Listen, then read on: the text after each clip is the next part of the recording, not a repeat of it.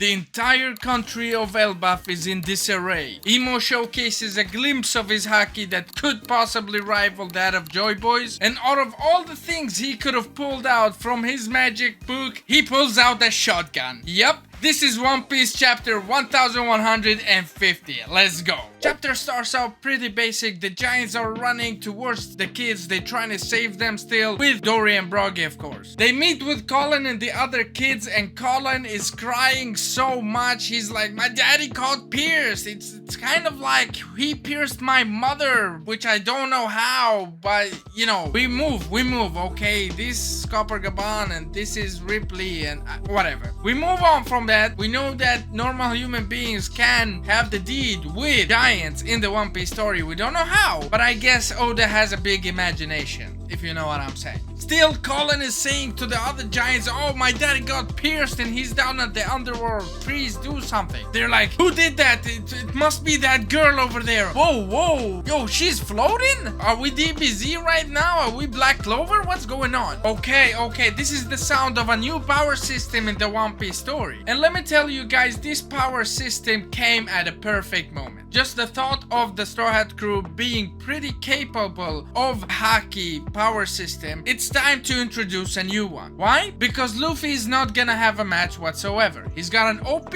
devil fruit. He can basically pull out stuff just from his imagination. And then he has mastered all types of haki basically, including Conquerors and Advanced Conquerors haki. So it's a genius idea for Oda to introduce this totally new power system in the story that makes stuff very different from now on. What is the full extent of the Holy Knight's powers? Did they originally come from Emo himself, just like the Gorosei's powers? How come when Oda introduced the Gorosei's power, he didn't say Devil Fruit? He only stated which power they have. But when he introduced the Holy Knights, he said Devil Fruits. So what's the difference there? And I'm guessing this is just a fraction of what Emu can do. In my head, at the end of the series, is gonna be the sun god, the imagination, the hope of everybody versus pure evil. This guy picking anything he wants up from a book, and the other guy picks anything he wants from his imagination. What a match. But anyways, back to the chapter. When Emu strikes the entire country with Conqueror's haki, everybody starts foaming to the mouth. Except for some exceptional warriors of Elbaf. I mean, they're all supposed to be warriors, right? So it makes sense that some of them wouldn't get knocked out by this haki.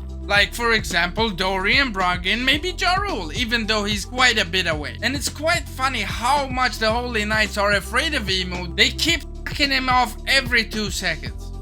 Emu's like, is this the best you can do, killing him? Like, I did all of these guys in 1 second and it took you, what, 30 chapters? And killing him is like, oh, please, oh, Holy One.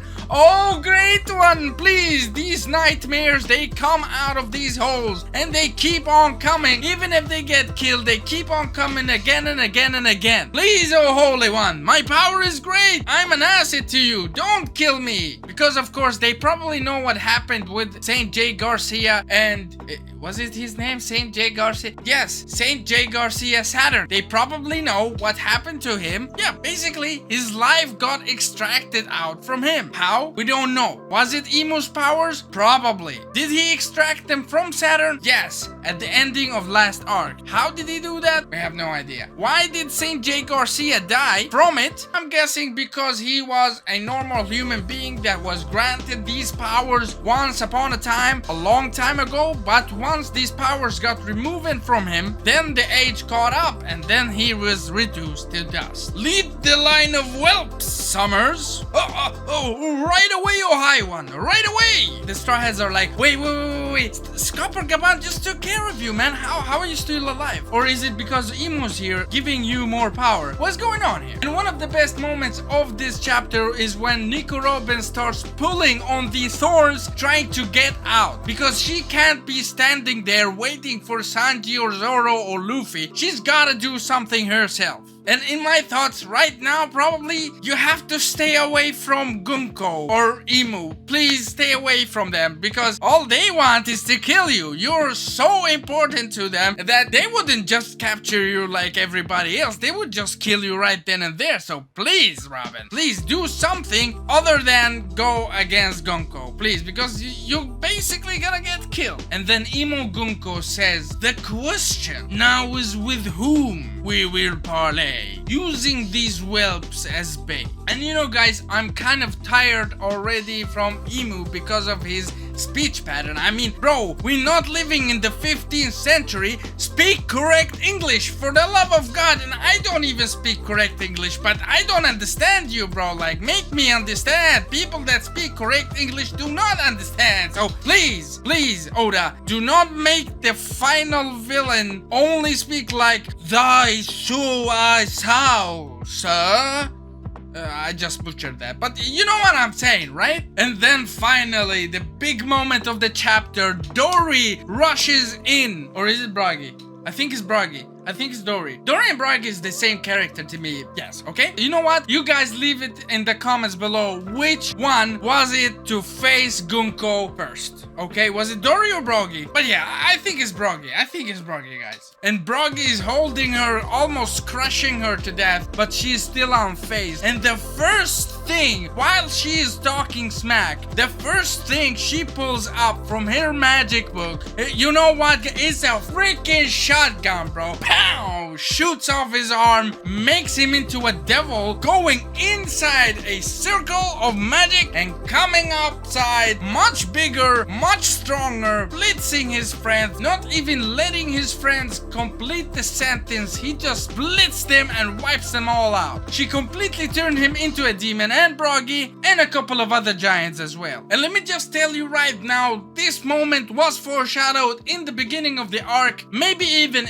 at Little Garden, but let's just say in the beginning of the Elbaf arc. Because at that time, when they were just going for the Kampai, cheers, Luffy says, whether we are enemies or foes, we'll always still be friends. Now, why would he say that? And right after, we get that message from Louis Arnott, a writer in the One Piece story, telling us that the great country of Elbaf? Well, you shouldn't overstay your welcome. And then it gets cut and now we're here. Now they are basically our enemies. How are we gonna? Because their personalities changed as well. They're evil now. They're embracing their evil side. They know who they are. They know that they're Dory and Bragi, but they're more embraced with the evil side. But to be honest, I hope we can turn them back. Just Oda, please don't let it be a cheap trick and oh my god, the Liberator, oh, they hear his heart and they turn back. Please no. That would be a cheap trick, okay? Just let them fight the Straw Hats, let the Straw Hats get some credible feats, okay? And let's take care of Gunko. Maybe knocking her out would remove the demon powers of all of the Elbaf giants. And then they will be back to normal. Now, I know I'm kind of rambling all over the place, but this chapter got me so hyped. I'm insane right now. And my small little theory before I end off this chapter review is that a second time skip is coming to the One Piece story. I just don't see us winning here on Elbaf. Maybe this time skip will not be 2 years, but maybe it will be for a week or two. Just so the monster trio can train under Scopper Gaban to learn this new type of haki that could actually put in damage to the Holy Knights and their immortality. But I will be doing a video on this a little bit later this week, so stay tuned for that.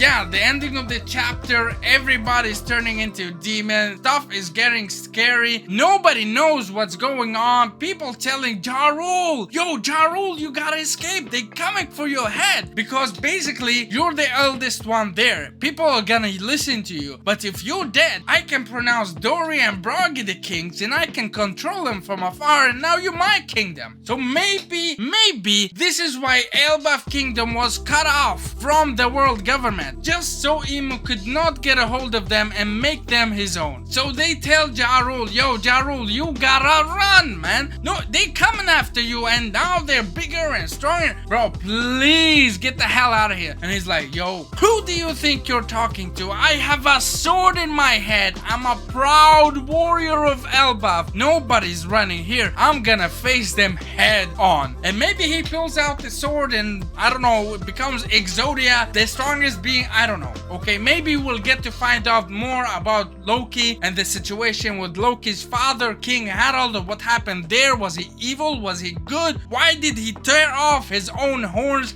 What does Ja Rule actually know about that event, and why is the sword stuck through his head? And is he actually a good guy? Will Emu take over the entire country of Elbaf? Can we get the Dorian Broggy that we love? And is Oda going to put in another twist to all of this and make Loki a demon? I don't know, but hit like and subscribe if you're excited for more. Stay tuned for the theory coming up. I swear to you, it's gonna be a juicy one. Hit like and subscribe. I hope you guys enjoyed, and I'll see you guys later. Peace!